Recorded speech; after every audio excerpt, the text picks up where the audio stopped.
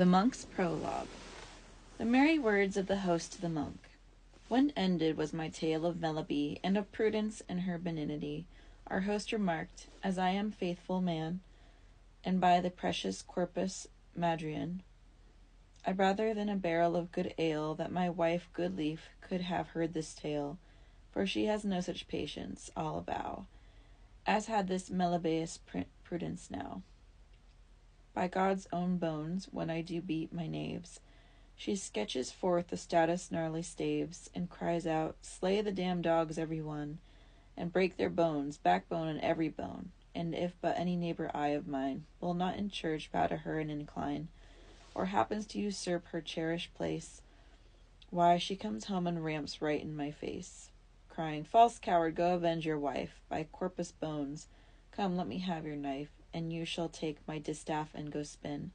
From day to day, like this will she begin. Alas, she cries, that ever fate should shape my marriage with a milksop coward ape, that may be overborne by every wight. You dare not stand up for your own wife's right. This is my life unless I choose to fight, and through the door anon I must take flight, or else I'm lost, unless indeed that I be like a young wild lion foolhardy. I know well she will make me kill one day some neighbor man and have to run away, for I am dangerous with a knife in hand, albeit that I dare not her withstand. For she's big of arm and wickedly inclined, as anyone who crosses her will find. But let us leave that doleful subject here. My lord the monk, said he, be of good cheer, for you shall tell a tale, and verily, lo, Rochester is standing there hard by. Ride up, my own liege lord, break not our game. But, by my truth, I do not know your name, whether I ought to call you Lord Don John, or Don Thomas, or else Don Albion. Of what house are you, by your father's kin? I vow to God you have a right fair skin. It is a noble pasture where you're most. You are not like a penitent or ghost.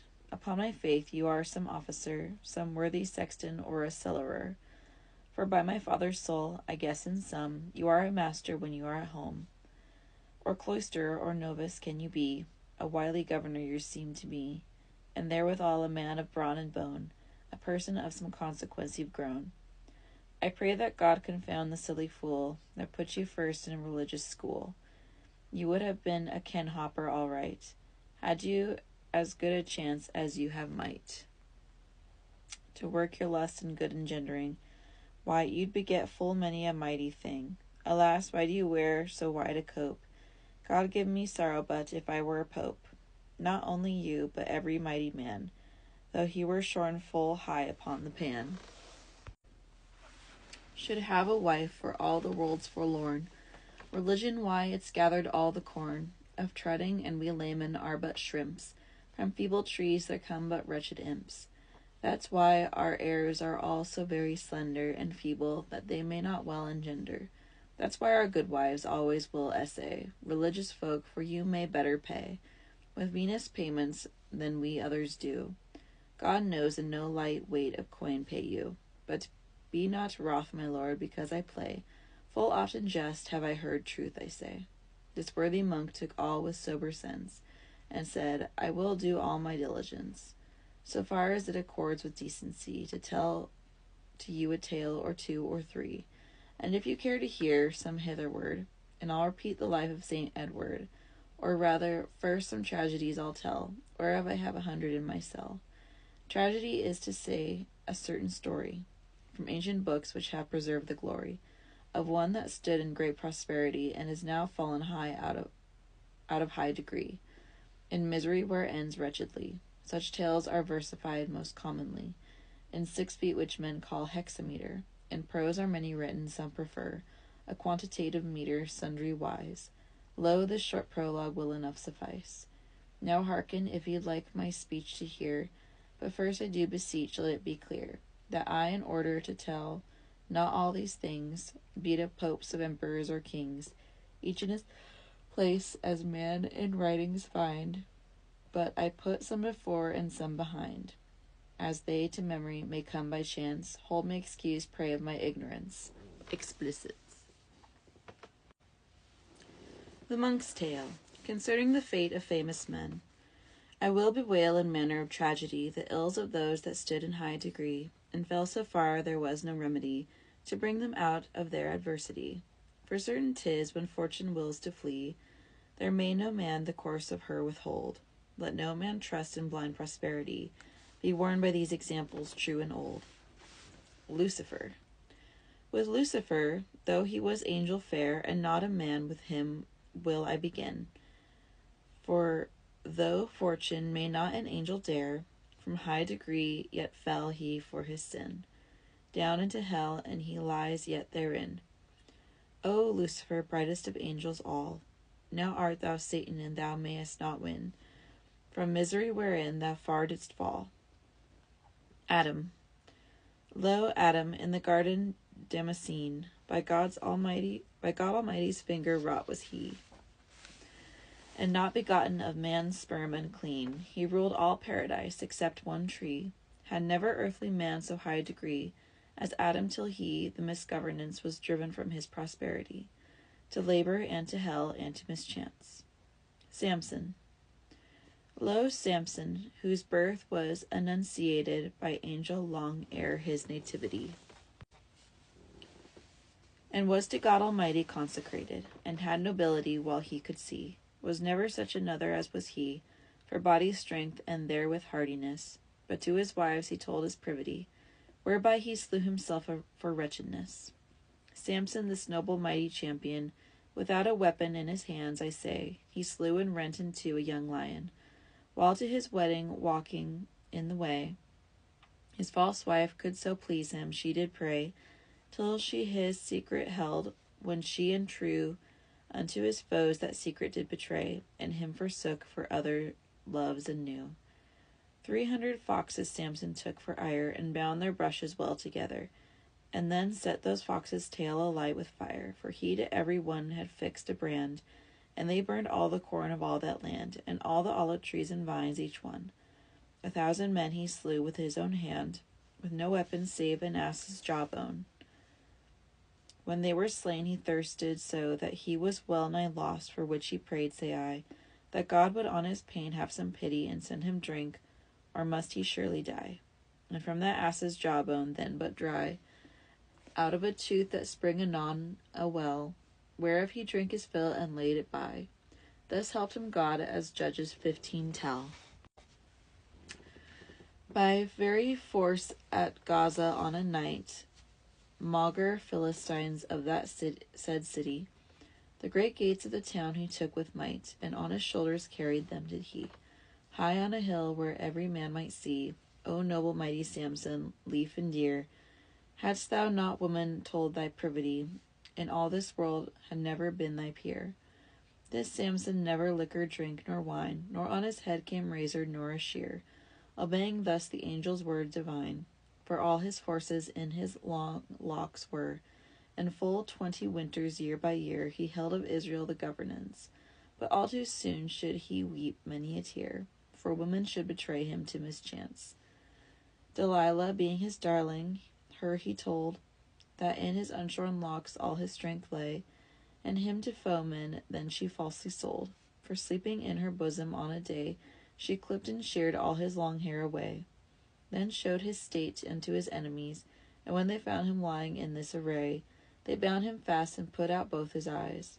Before his hair was sheared and shaven close, there were no bonds wherewith men might him bind. But now he lies in prison cell morose, and labors when at mill they make him grind. O noble Samson, strongest of mankind, O judge but late, in glory measureless, now mayst thou shed hot tears from thine eyes blind, for thou from wealth art fallen to wretchedness. This captive's end was, as I now shall say, his foes they made a feast upon a day, and made him as their fool before them play, all in a temple great of rich array. But at the last he made a stern affray, for he 2 pillars took and caused them fall, and down came roof and all, and there it lay, killing himself and enemies each and all. That is to say, those princes every one, and full 3,000 others who were slain, by falling of that temple built of stone, to Samson now I'll not revert again. be warned by this example old and plain.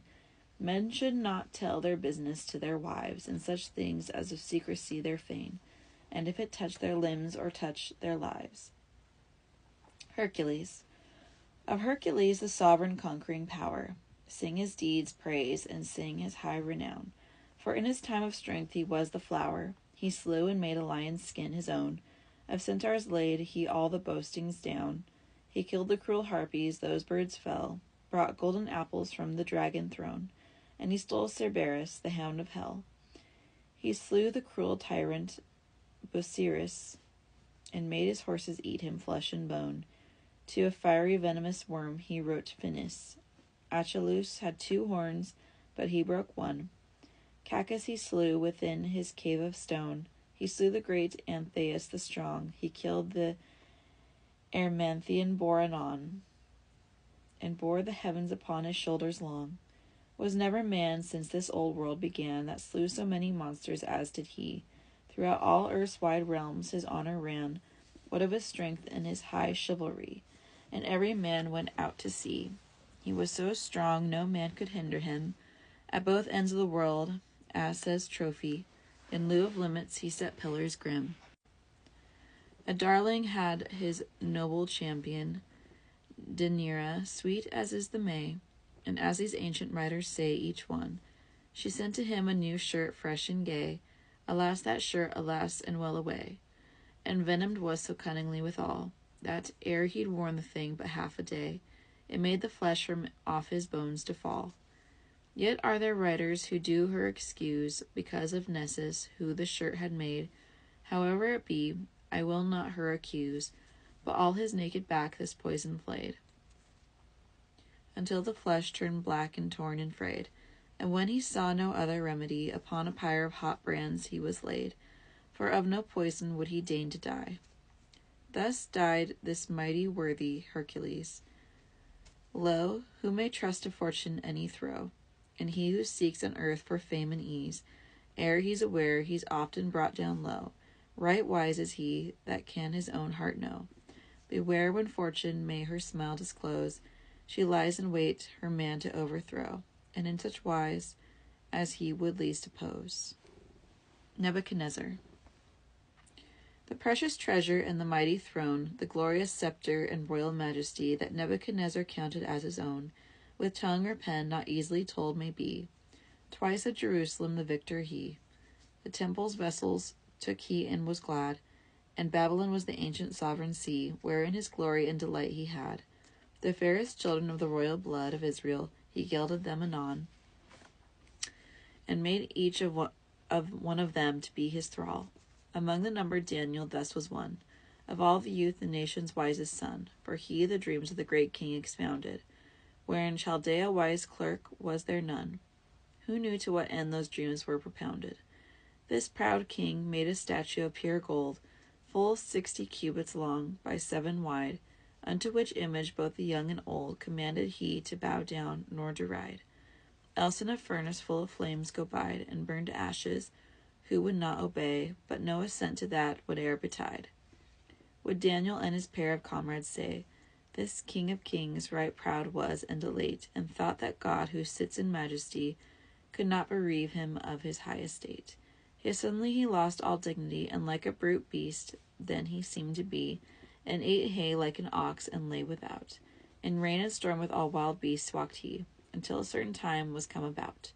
And like an eagle's feathers were his hairs, his nails like any bird's claws hooked were, till God released him after certain years, and gave him sense, and then, with many a tear, he gave God thanks. Thereafter all in fear he lived of doing ever again trespass, until the time they laid him on his bier. He knew that God was full of might and grace. Belshazzar.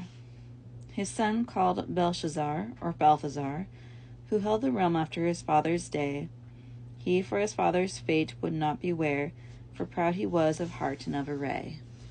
He was a worshipper of idols, aye. His high estate assured him in his pride, but fortune cast him down, and there he lay, and suddenly his kingdom did divide. A feast he made unto 1,000 lords upon a time, and bade them merry be. Then to his officers he said these words, Go fetch me forth the vessels all, said he, of which my father in prosperity the temple in Jerusalem bereft, and unto our high gods give thanks that we retain the honor that our elders left. His wife, his lords, and all his concubines, they drank them while that mighty feast did last.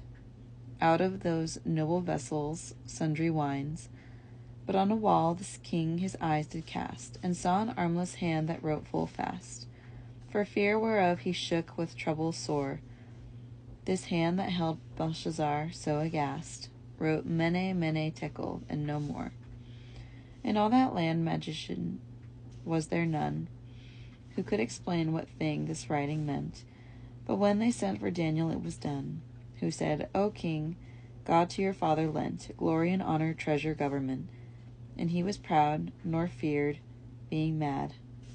Wherefore Lord God great misery on him sent, and him bereft of all the realm he had. He was cast out of human company. With asses was his habitation known. He ate hay like a beast, through wet and dry, until he learned by grace and reason shown that heaven's God has dominion up and down over all realms and everything therein. And then did God to him compassion own, and gave him back his kingdom and his kin. Now you, who are his son, are proud also. Though you knew all these things, I verily, you are a rebel, and you are God's foe. You drink him out his vessels boastfully, your wife and all your wenches sinfully. Drink from those sacred vessels and sundry wines, and praised false gods, and hailed them wickedly, whereof toward you the wrath of God inclines. That hand was sent from God, which on the wall wrote, Mene, Mene, Tekel, O trust me. Your reign is done, you have no worth at all. Divided is your realm, and it shall be to Medes and Persians given now, said he. And that night went the king to fill death's maw, and so Darius took his high degree, though he thereto had naught of right and law. Masters, therefrom a moral may you take, that in dominion is no certainness, for when fortune will any man forsake, she takes his realm and all he may possess, and all his friends too, both the great and less. For when a man has friends that fortune gave, misshape but turns them enemies, as I guess. This word is true for king as well as slave. Zenobia. Zenobia, of all Palmyric queen, as write old Persians of her nobleness, so mighty was in warfare and so keen, that no man her surpassed in hardiness, nor yet in lineage nor in gentleness. Of blood of Persians kings she was descended. I say not she had greatest beauteousness, but of her figure naught could be amended. From childhood on I find that she had fled duties of women, and to wildwood went, and many a wild heart's blood therein she shed, with arrows broad that she within them sent. So swift was she ran them down all spent, and when she was grown older she would kill lions and leopards, and bears too she rent, and in her arms she broke them at her will. She even dared the wild beast's den to seek, and ran upon the mountains all the night, sleeping beneath a bush, and nothing weak, wrestled by very force and very might, with any man however brave in fight. For there was nothing in her arms could stand, she kept her maidenhead from every wight, and unto no man would she yield her hand. But at the last her friends did make her marry Odenathus, a prince of that country, albeit she long waited and did tarry. And you must understand that also he held to the same queer fancies as had she. Nevertheless, when wedded, 'twould appear they lived in joy and all felicity, for each of them held other lief and dear. But to one thing she never would consent, for any prayers that he should near her lie, save one night only, when 'twas her intent to have a child, since men should multiply. Yet when she learned she'd got no pregnancy from that night's work together on her bed, then would she suffer him again to try, but only once indeed, and then with dread. And when she was a child all at the last, then no more might he play at that same game, till full 40 days were gone and past. Then would she once more suffer him the same. And were Odenathus grown wild or tame, he got no more of her, for thus she'd say, in wives it is but lechery and shame, when oftener men with their bodies play. 2 sons by this Odenathus had she, to which she bred in virtue and learning. But now again unto our tale turn we. I say, so worshipful a young being, wise and right generous in everything, careful in war and courteous as well, and hardy in the field and full daring, was not in all the world where men do dwell. Her rich array may not be rightly told, either of vessels or of fine clothing. She was clad all in jewels and in gold, and she did never cease to spite hunting, to gain the divers tongues a full knowing.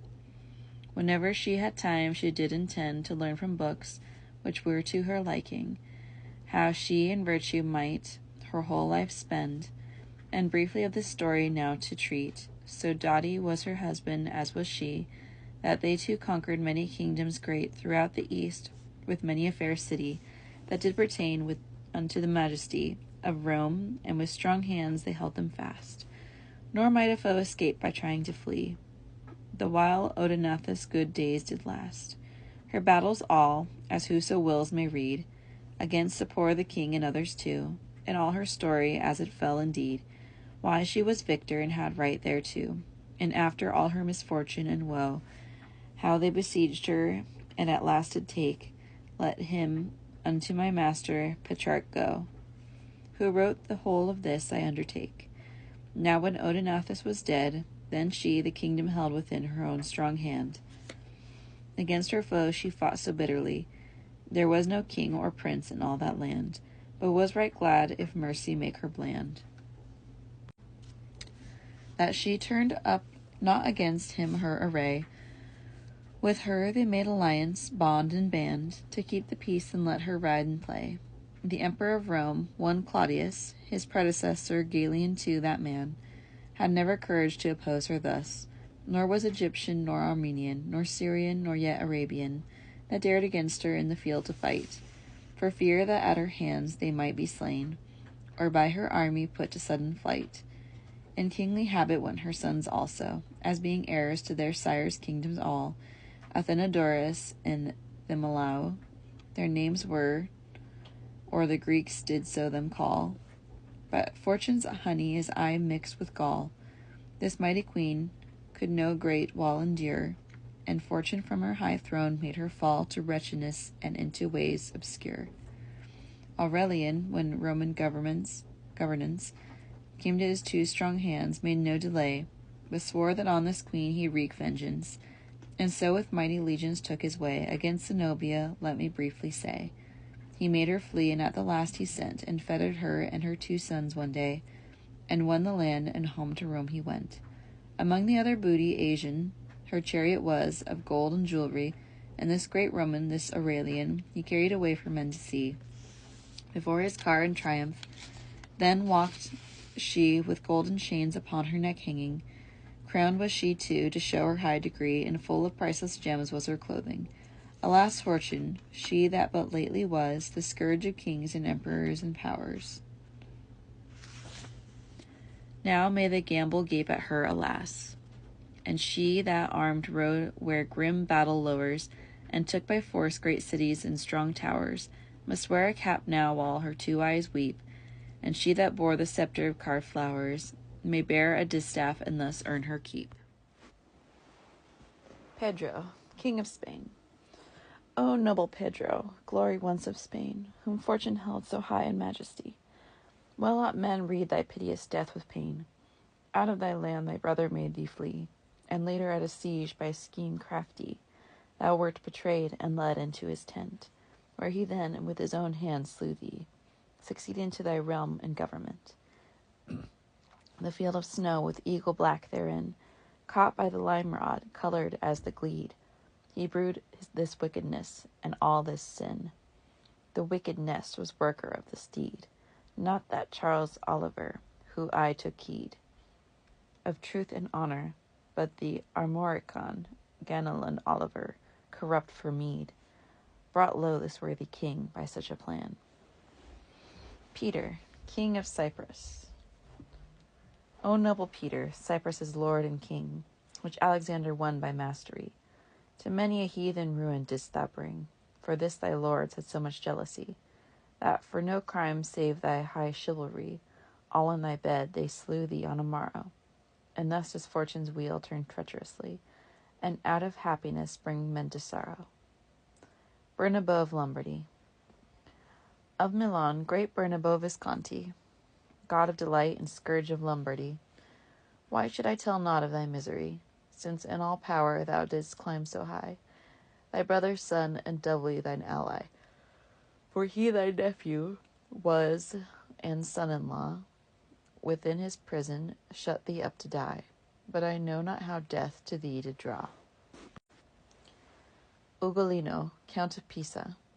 Of Ugolino, Count of Pisa's woe, no tongue can tell the half for hot pity. Near Pisa stands a tower, and it was so, that to be there imprisoned doomed was he, while with him were his little children 3. The eldest child was scarce 5 years of age. Alas, fortune, it was great cruelty to lock such birds up into a cage, such a cage. Condemned was he to die in that prison, since Ruggieri, Pisa's bishop, twice had lied, intrigued, and egged old passions on, whereby the people did against him rise, and thrust him into prison in such wise, as you have heard, and meat and drink he had, so little that it could no long suffice, and was, moreover, very poor and bad. And on a day befell it, at the hour when commonly to him his food was brought, the gaolers shut the great doors of the tower. He heard it well enough, but he said naught. Into his heart anon there came the thought that they by hunger would leave him to die. Alas, said he, that ever I was wrought, and thereupon the tears fell from his eye. His youngest son, who 3 years was of age, unto him said, Father, why do you weep? When will the gaoler bring us out pottage? Is there no crumb of bread that you did keep? I am so hungry that I cannot sleep. Now would God that I might sleep on for aye. Then should not hunger through my belly creep. For nothing more than bread I'd rather pray. Thus day by day this little child did cry, till on his father's breast at length he lay, and said, Farewell, my father, I must die, and kissed the man and died that very day. And when the father saw it dead, I say, for grief his arms gnawed until blood came, and said, Alas, fortune and well away, it is thy treacherous wheel that I must blame. His children thought that it for hunger was. He gnawed his arms, and not that 'twas for woe, and cried, O Father, do not thus, alas, but rather eat our young flesh, even so. This flesh you gave us, take it back and go and eat enough. 'Twas thus those children cried, and after that, within a day or two, they laid themselves upon his knees and died. Himself despairing, all by hunger starved. Thus ended this great Count of Pisa's cries. All his vast riches, fortune from him carved. Of his fate tragic, let thus much suffice. Whoso would hear it told in longer wise,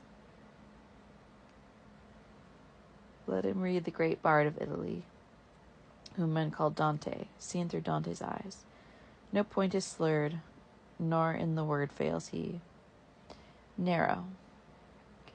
Though viciousness had narrow in overplus, as ever fiend that's low in torment thrown, yet he, as tells us old Suetonius, this whole wide world how subject I did own, east, west, south, north, wherever Rome was known, of rubies, sapphires, and of great pearls white, were all his garments broidered up and down, for he in jewels greatly did delight. More delicate, more pompous of array, more proud was never emperor than he. That toga which he wore on any day, after that time he never more would see. Nets of gold thread he had in great plenty, to fish in Tiber when he pleased to play. His lusts were all the laws in his decree, for fortune was his friend and would obey. He burned Rome for his delicate profligacy. Some senators he slew upon a day. only to learn how men might weep and cry. He killed his brother, and with his sister lay. His mother put he into piteous way, for he her belly ripped up just to see where he had been conceived, alack a day, that but so little for her life cared he. No tear out of his 2 eyes for that sight. Come, but he said, a woman fair was she. Great wonder it is how he could or might pass judgment thus upon her dead beauty. Wine to be brought him, then commanded he, and drank anon. No other sign he made. When might is wedded unto cruelty, also too deep its venom will pervade. A master had in youth this emperor, to teach him letters and all courtesy. For of morality he was the flower in his own time, unless the old books lie. And while this master held his mastery, so well he taught him wiles and subtle ways that e'er could tempt him vice or tyranny, was, it is said, the length of many days. This Seneca, of whom I do apprise, by reason narrow, held him in such dread, since he for vices spared not to chastise. Discreetly, though, by word and not by deed. Sir, would he say, an emperor must need be virtuous and hate all tyranny, for which in Bath did Nero make him bleed from both his arms until he had to die. This Nero had, though, out of arrogance, been wont in youth against the rod to rise, which afterward he thought a great grievance, wherefore he made him perish in this wise. Nevertheless, this Seneca the wise chose in a bath to die, as you did hear, rather than suffer in some other guise, and thus did Nero slay his master dear. Now it befell that fortune cared no longer to Nero's high pride to be accomplice. For though he might be strong, yet she was stronger. She thought thus, by God, I am none too nice, setting a man who is but filled with vice, in high degree emperor over all. By God, up from his seat, I will him trice. When he least thinks of it, then shall he fall. The people rose against him on a night, for all his faults, and when he it espied, out of the doors he went and took to flight, alone, and where he thought he was allied. He knocked, but always, and the more he cried, the faster did they bar the doors, I all. Then learned he well he'd been his own worst guide, and went his way, nor longer dared to call. The people cried and rumbled up and down, and having ears he heard the thing they said. What's this false tyrant Nero? Where's he flown? For fear almost out of his wits he strayed, and to his gods then piteously he prayed for succour, but no help might him betide. For fear of this he wished himself unmade, and ran into a garden there to hide. And in this garden were 2 fellows, yea, who sat before a great fire and read. And to those fellows he began to pray, that they would slay him and strike off his head, but of his body after he was dead they should do nothing to its further shame. Himself he slew, no better counsel sped, whereat Dame Fortune laughed and made a game. Holofernes was never captain, no, of any kings that had more kingdoms in subjection thrown, nor stronger was in field above all things, nor in his time a greater of renown, nor had more pomp with high presumption shown than Holofernes, whom Dame Fortune kissed right lecherously, and led him up and down until his head was off before 'twas missed. Not only did this world hold him in awe for taking all its wealth and liberty, but he made every man renounce old law. Nebuchadnezzar is your God, said he, and now no other God shall be worshipped.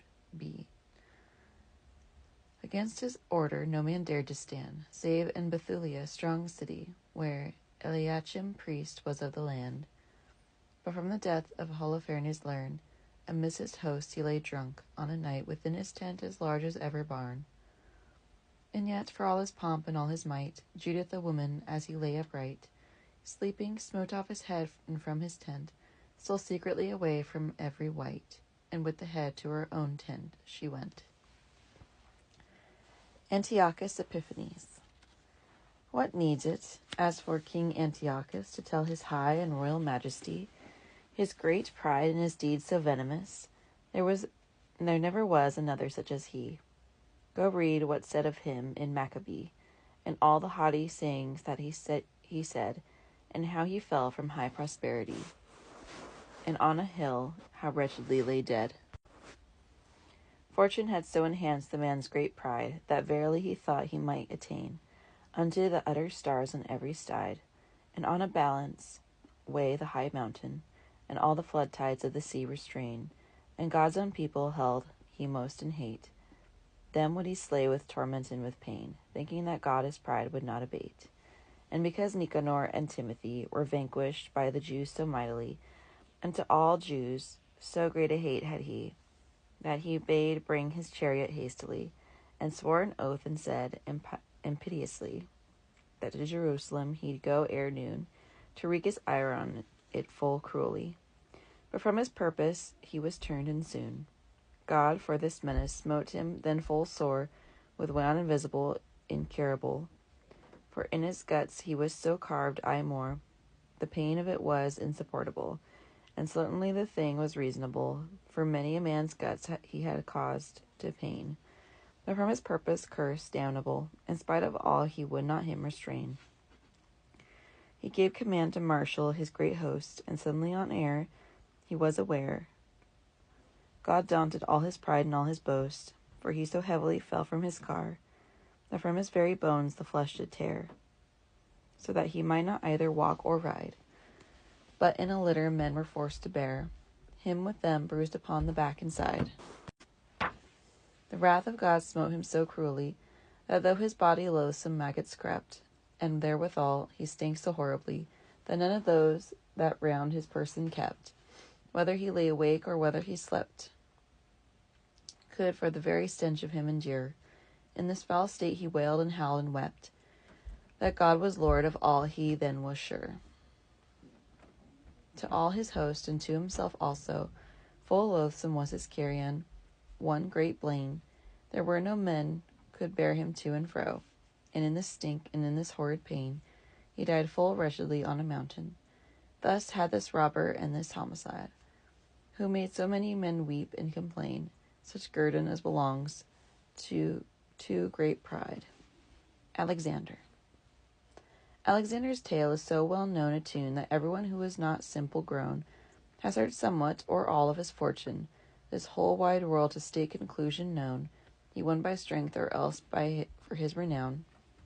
Right gladly men to sue for peace did send, the pride of man and beast he tumbled down, where he went, and that was the world's end. Comparison might never yet be staked upon a single similar conquering power, for all this world in dread of him has quaked.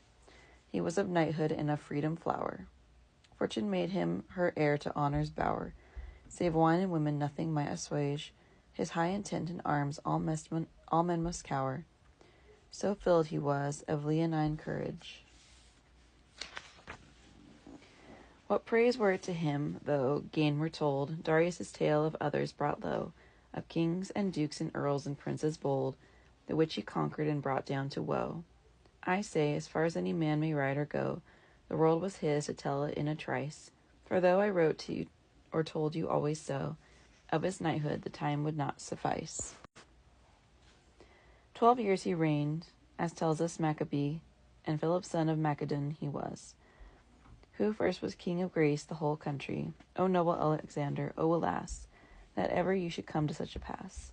For poisoned by your very own you were, your six did fortune turn into an ace, and yet for you she never wept a tear. Who shall give me the tears now to complain, for death of gentle blood and high franchise? He all the world did wield as one domain, and yet he thought it could no long suffice. So full his heart was of high enterprise, alas, and who shall help me to indict false fortune and all poison to despise? For these I blame for all the woe I write. Julius Caesar. By wisdom, manhood, and by great labor, from humble bed to royal majesty, uprose he, Julius the Conqueror, who won the Occident by land and sea, by force of arms, or else by clear treaty. And unto Rome made all this tributary, and then of Rome the emperor was he, till fortune came to be his adversary. O mighty Caesar, who in Thessaly, against great Pompey, father of yours in law, that of the East, had all the chivalry, From furthest places the sun e'er saw. You by your kingdom broke them for death small. Save those few men who thence with Pompey fled, whereby you put the Orient in awe. Thank fortune now that you so well have sped. But now a little while I will bewail this Pompey, this so noble governor of Rome, who fled when battles chanced did fail. I say, one of his men, a false traitor, smote off his head to win himself favor with Julius,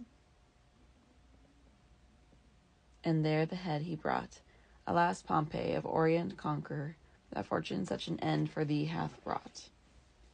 To Rome again repaired great Julius, to have his triumph laureate full high.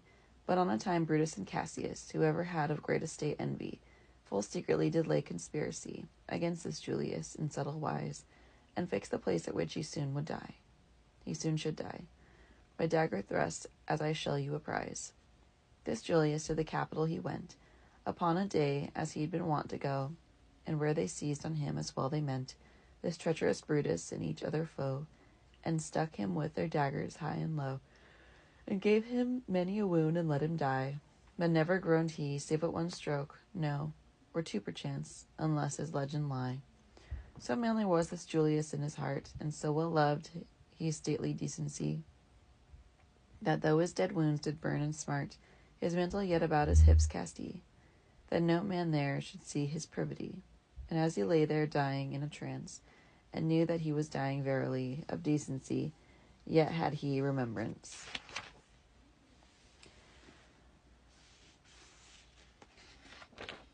Lucan, to tell this story I commend, Suetonius too, Valerius also, who the tale have written to the end, and told how of these mighty conquerors too, fortune was first the friend and then the foe. No man may trust in fortune's favor long, but as one fearing ambush must he go. Witness the end of all these conquerors strong. Croesus. The wealthy Croesus, Lydia's sometime king, of which Croesus King Cyrus had such dread, yet was it taken in his pride swelling, and to be burned upon a pyre was led. But such a rain down from the clouds was shed, as quenched the fire and let him there escape. But to be warned, no grace was in him spread, till fortune on the gallows made him gape. When he'd escaped, not changed was his intent, to march at once into new wars again. He thought right well 'twas fortune that had sent such chance that he'd escape because of rain, and that by foes he never would be slain. And then a vision in the night he met, at which he waxed so proud and grew so fain, that upon vengeance all his heart was set. Upon a tree he was, or so he thought, where Jupiter did wash him back inside, and Phoebus then a fair white towel brought, to dry him with and thereby swell his pride. And to his daughter, who stood there beside, and well he knew and knowledge did abound, he bade interpret what it signified, and she in his dream in this wise did expound. The tree, she said, the gallows is to mean, and Jupiter betokens snow and rain, while Phoebus with his towel white and clean, that is the sunbeams beating down amain. You shall be hanged, O father, 'tis certain. The rain shall wash you, and the sun shall dry. And thus she gave him warning flat and plain. His daughter, who was Phanius, say I. So hanged was Croesus, that proud Lydian king.